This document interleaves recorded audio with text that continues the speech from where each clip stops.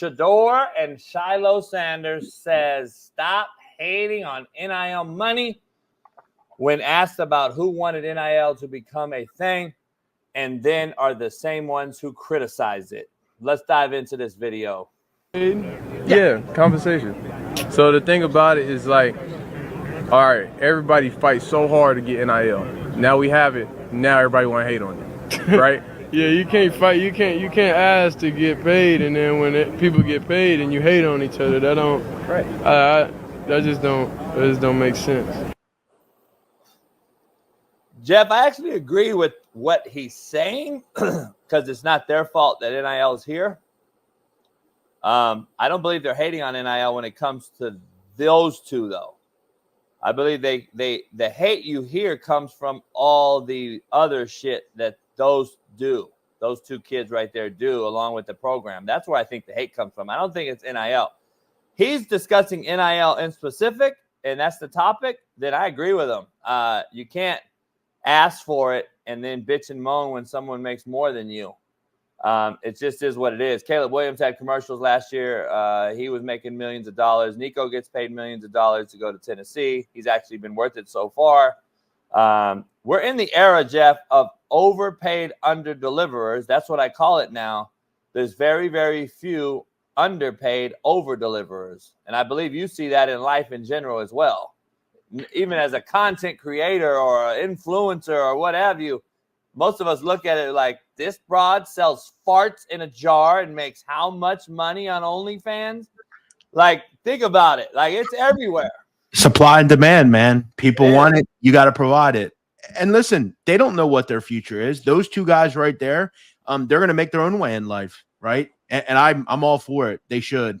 How do they know that their father or mother is going to give them anything, right? We live in a society where generally you get what your parents do, but they don't know that. They're going to take what their talents are and try to get as much money as they can. I'm kind of doing a 180. I don't think they should comment on everything. I think they bring some things on themselves, but they're great talents, especially Shedeur, and he's going to make a lot of money on his own. The Shiloh deal is an interesting one because he's got baggage, obviously, with lawsuits and shit. And then you got a stiff DB, in my opinion, who's not an NFL guy. He's a CFL guy who I talk to quite often now on Twitter or on Instagram. I think he's more of a stiff-bodied guy that now is hurt. Is he going to have to take a medical red shirt or a red shirt and come back for year 25, age 25? Because I'm just telling you, that's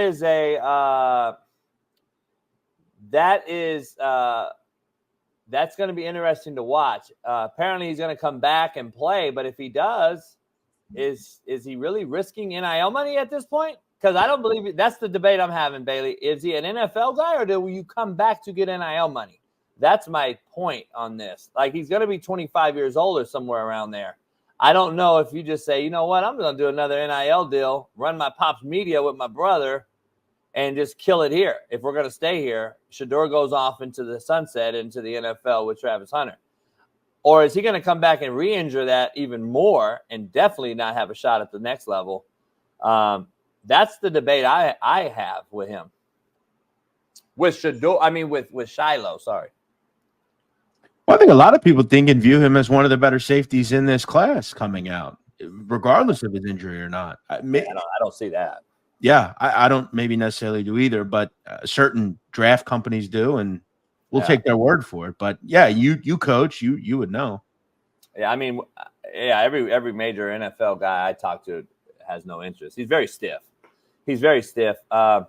And he's not in this day and age. What do we do in the NFL, Jeff? We can't hit nobody no more. So he's not going to come down and hit nobody. He's not big enough to be that enforcer. You can't move him to linebacker. So he's going to be a very stiff, what do you want to call it, a liability out there. And I don't think you're going to be able to really have him at the next level defend number 2 slot receivers vertically. Well, you mentioned him playing or like just working like for the family or whatever. And I'm fascinated by this because LiAngelo Ball does this. Like LiAngelo Ball just like doesn't do anything, and his brother's in the NBA. Do they give him money? Like, how does that work? What does he actually do? What would Shiloh do? Like run that deal. I guess the other brother, I don't know. They got that media company going, whatever it's because called. I've never watched anything they do. Maybe I'm just not seeing it. But like, I guess, well, what would he do on a regular basis? I don't know. I know he's older than all of them. I think he's only younger than the oldest son, I think. Don't they have another son as well? Doesn't he do that too? Yeah, he's the main guy. He's on Bailey and Matt's show every week. So we're just gonna like live off our brother and father? Is that? I mean, nothing wrong with that. If you could do it, do it. But yeah, I don't know. It's gonna be interesting. They're not wrong though. Listen, it's not the kids' issue. The NIL, the people that made the NIL is the issue. It's not the kids. Like, it's not the kids. Well-off media, yeah. It's not the kids' issue, in my opinion. Well-off media? I didn't even know. I didn't even know what that is. I didn't know that existed. Yeah, it's his own company, I believe. Huh. Dion's kids' company. So, yeah. D. Jones, shut the fuck up. What does it sound like I'm saying? Go fucking watch Trevor Lawrence shit the bed. Let me ask you something, Coach, real quick. When it comes to this media company, is it as interesting when they're not a Colorado anymore and like they're just like I don't know. No, I don't watch it. So. I don't watch them now. Yeah, right. So I don't know.